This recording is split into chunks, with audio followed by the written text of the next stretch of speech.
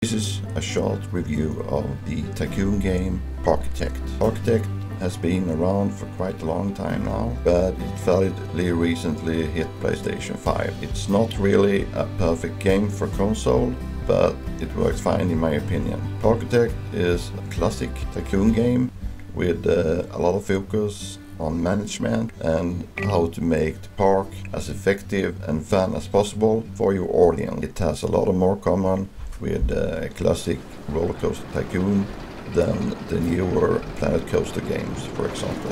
That makes it a good game because you can make quite a bit more complex rides and parks without having to worry about performance. And on the PS5 there is certainly no problem with performance. The only thing I noticed on the PS5 version is that of course the controls are not as efficient as when using a mouse and keyboard on a computer. But it's not really bad, it's just not optimal. You can control a kind of cursor in the game.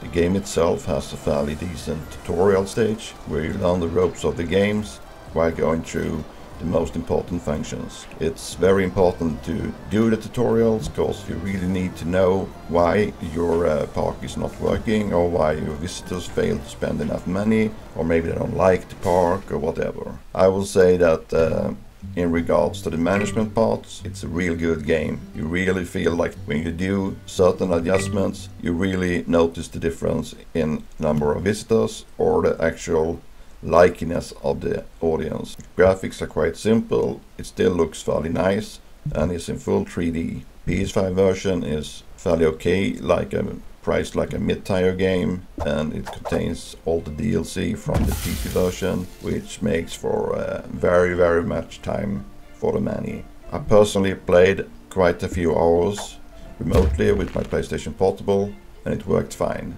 I must say it's much easier to play on a full-size screen because there is a lot of things to keep in track of on the screen. Generally, I had a lot of fun in the game, but when I started to play was just when it's released, and unfortunately there was quite a few bugs and problems. I had several crashes and some things couldn't really work as intended. Since then there have been multiple patches, so now it works quite a much better. And I think I could recommend this game without a problem. Although, if I have to be 100% honest, it is better to play on PC if you can, because the mouse and the control methods are simply better. And most important, you get a whole Steam Workshop system where you get kind of an endless supply of new rides and decorations and so on. But still, the PS5 version is a good option with loads to do, and there is so much in terms of decorations and rides, so you really don't miss out